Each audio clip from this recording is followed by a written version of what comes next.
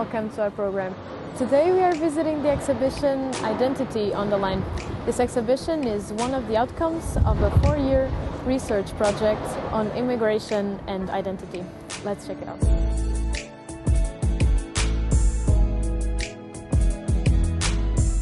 You said that there was like a migration part of the interview. So did they know which one was the main topic, or was there like that migration was the main topic, or was there like a lot of parts? Like when you asked them about identity, did they know that it was related, or your view, or you would use it for something related to migration, or did they speak about themselves and then the migration background came up? When we invited the informants, they knew that this was about migration and identity. Okay. And of course we reached out for Greenlanders living in Denmark, and they knew that this was because we wanted to examine how it was to be Greenlander in Denmark. Okay. Other countries asked for informants that had experience in the case that they wanted to study. Okay. So it depends also from country to country. Exactly. Yeah. Okay. Yeah. But all the informants knew what the project was all about, and that we were examining identity and migration. In the migration. Okay. Yeah. And the informants had a migration story to tell, and so we asked if they could please share it with us, and so they knew that this was what it was all about. Okay. Is there anything else you would like to add? Yeah, but there's so much. But there's also, of course, more themes that we could go and have a look at. Mm-hmm.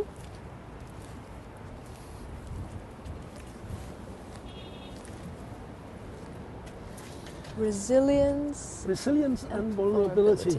Yeah, and we talked earlier about these very strong experiences, and that they both created something good and something negative. Mm-hmm. And here it's underlined.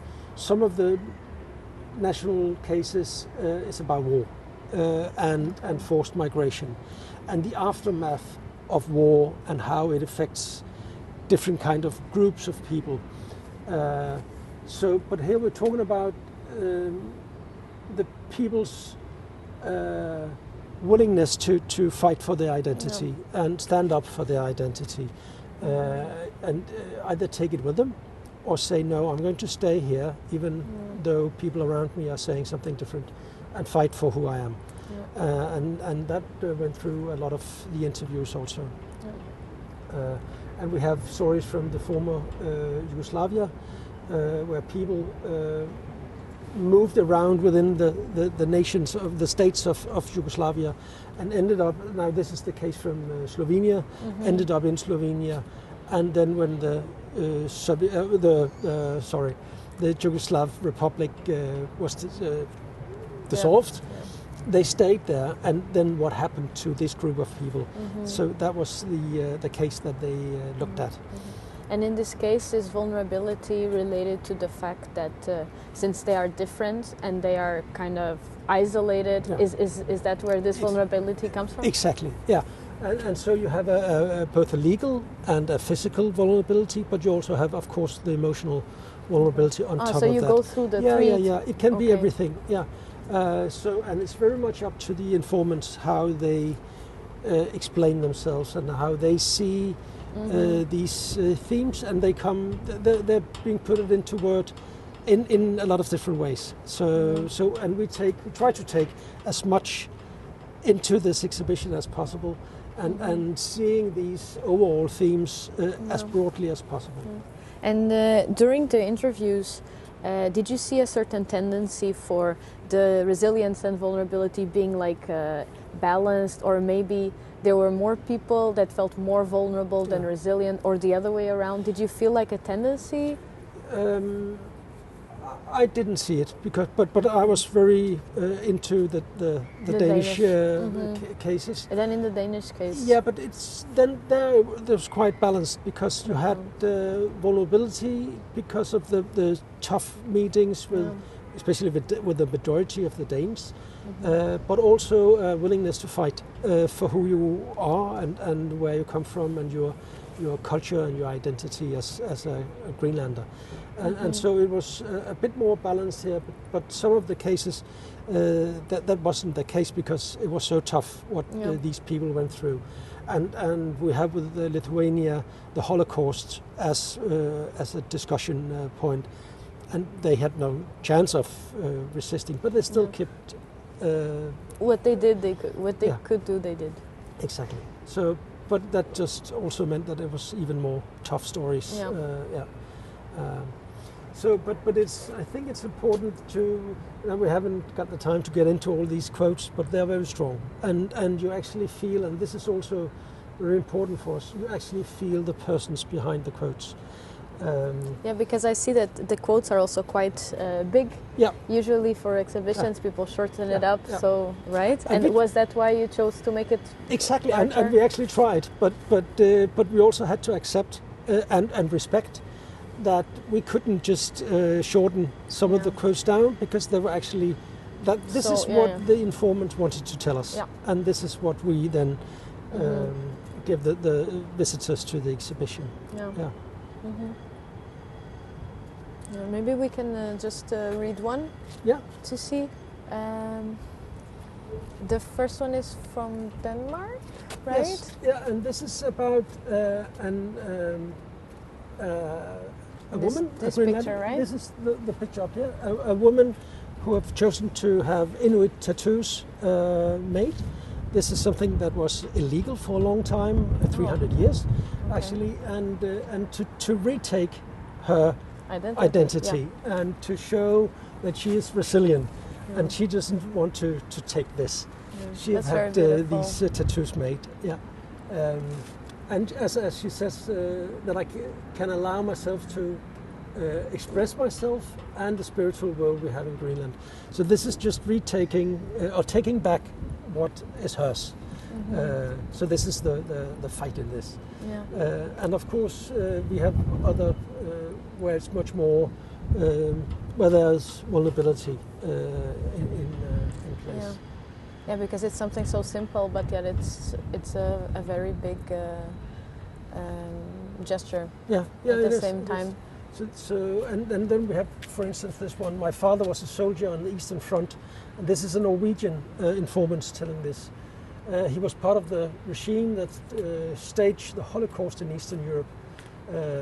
There are still things I will not talk about. I have a feeling that what I tell also reveals something about me. And so finding out that a family member or father here actually took part in these atrocities has created a sadness and still something sitting inside this person that he cannot relate to and he cannot deal with. And it's not even him himself. It was his father. Exactly. And this is also one of the things that we tried really hard to examine in this project, how experiences and history of one generation carries into the next generation and actually also the third generation. So this son of a father who was a soldier in the Eastern Front have maybe experienced something from his father after the war, and maybe he has taken that also with him and giving some bad stuff onto his family. And so this is something that also we thought was very It's not important. like an isolated... No, it is not. No, exactly.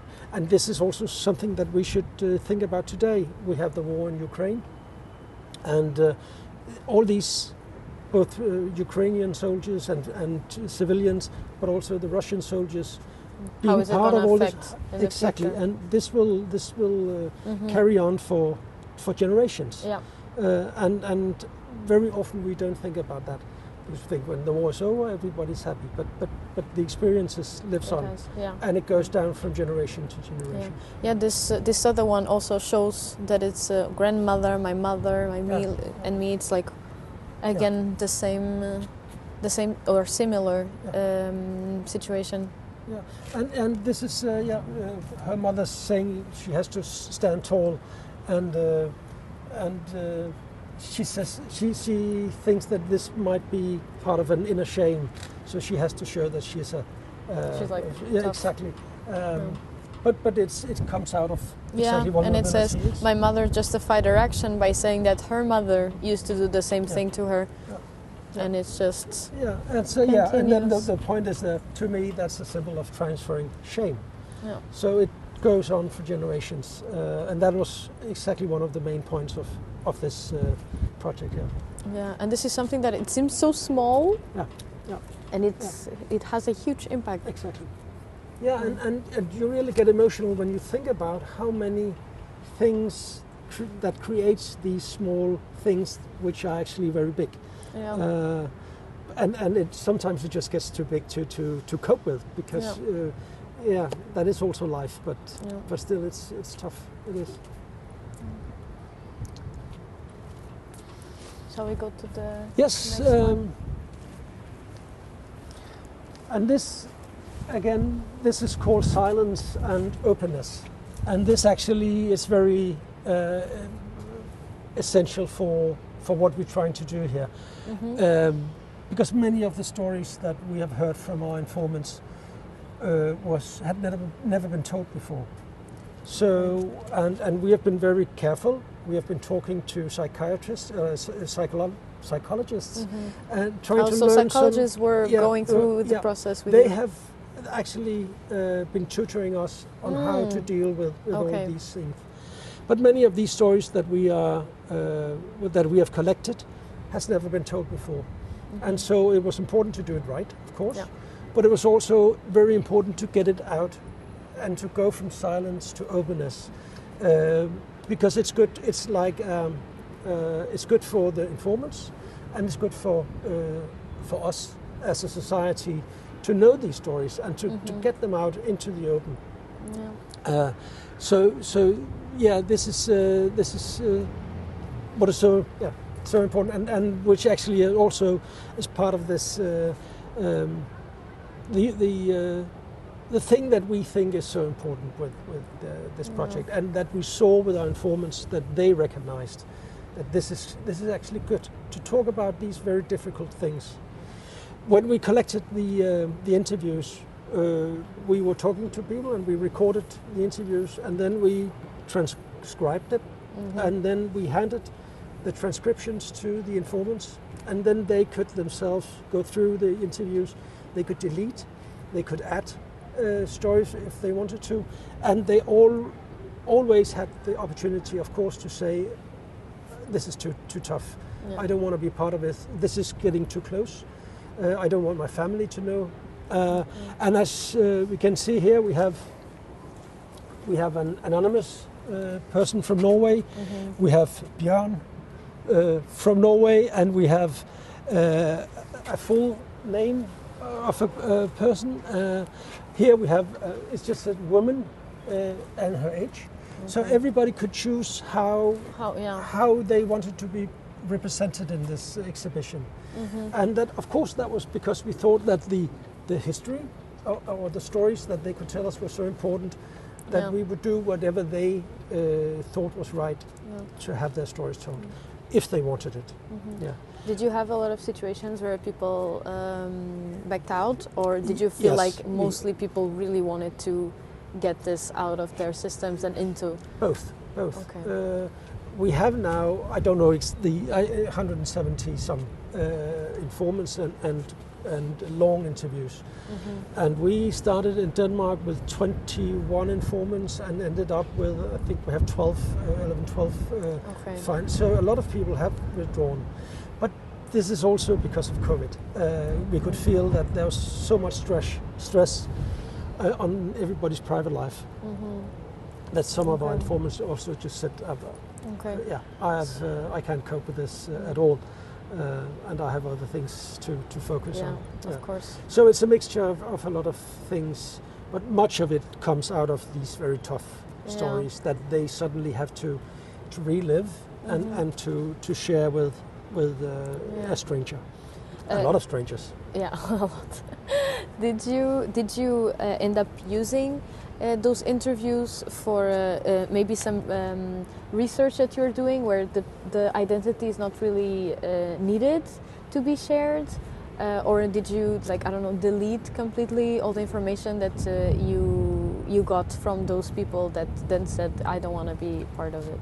If they said they didn't want to be a part of it, everything has been completely deleted. Okay, so it was not just for the exhibition or for this. They said no to everything. Okay. They said no to. Some of them said no to everything, and we have completely deleted it. And of course, we have the GDPR rules and everything else, but we have a much higher ethical standard, and we have told that to the informants so that they really could trust us, and they know that we have treated the information just as they know we would do. So, but getting things out in the open has been so important, and it has changed, I think, our lives, at least, working in the project, but also many of the informants, and hopefully also some of the visitors seeing this exhibition. So this is, of course, a theme, because a lot of these stories, also some of the quotes we saw before, mentions that just getting things out in the open and talk about it, even though it's tough, it actually makes this huge difference. So, why do you think it makes that big of a difference? What can happen from that? I think we've all experienced having something inside us that we have difficulties dealing with, and then suddenly when you get the courage or accidentally or whatever share this secret or this hidden story with maybe just one person or a lot of persons, then suddenly everything gets a little bit more easy, because then it's out in the open, and it doesn't disappear, but suddenly you can talk about it, and for instance, for the Danish part of the exhibition, we are talking about how you meet with preconceived notions of who you are, because they can see that the Danes can see you are a Greenlander, and racism and everything, but many keeps it into themselves and deal with these issues by themselves. But just having it hanging on the walls of the Greenlandic houses, for instance, and seeing these quotes makes for conversation, and suddenly you can you have a trigger to share stories that are important and tough, and but it helps, because then you can actually talk about something that you wouldn't talk about if you didn't get this little notch. So this is the openness we are striving after. So this is also for someone that may come here and see the exhibition to feel like I should talk about this. Exactly, and that it could be completely different stories and not related to this at all, but still important stories, and we could actually take this concept and talk about a number of issues. The topics are super relatable, like silence and openness. You can fit everywhere, everything in here. And so, but really seeing the importance of talking about difficult issues and hidden stories, and the help that it brings to get it out in the open. Okay. Yeah. There's one more topic around the corner. Injustice and reconciliation. Exactly. So a lot of these stories starts with things that happen that is unjust for the individuals, and it might be governments doing it, it might be other people doing it, but it's unjust. And how can you move on from that? Can you actually reach a place where you can reconcile with the situation or with the people who have done bad against you? And this is what this last thing is about. So could you actually excuse some of the things that have happened, or just learn to live with it, just find peace in what has happened? So this is the last theme that we are discussing in these Seems in these quotes. Quite tough. It is. It is really some tough things being talked about here. Because how can you? There's some things that are is everything forgivable? Yeah, but no. Exactly. No, and not for all. For some, but not for all. And no, so that it is tough, and we're not trying to say that you should reconcile yourself or forgive, but having an open discussion about it actually at least helps. Mm-hmm.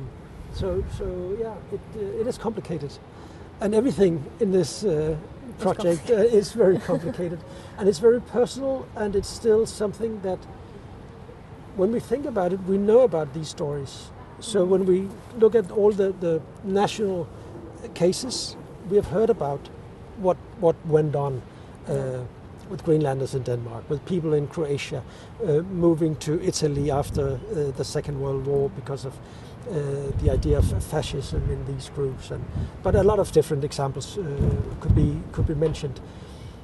But it is so complicated, but the world just moves on, and how do we then cope with it? How can we live with what happened?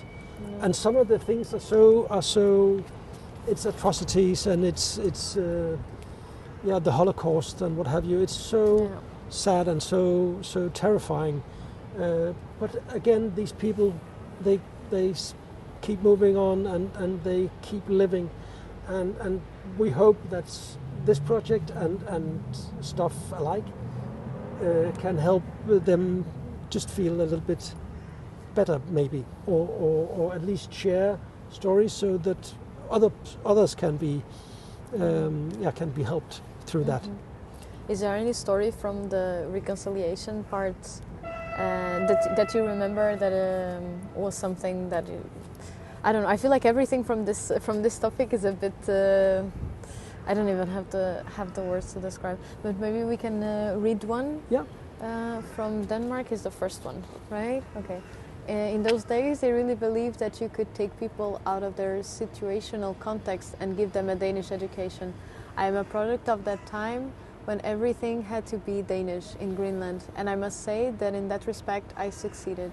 I only learned Danish in school and spoke it as my main language. I grew up in a time when an early independence movement peaked in Greenland, so I hit some bumps along the way in Greenland.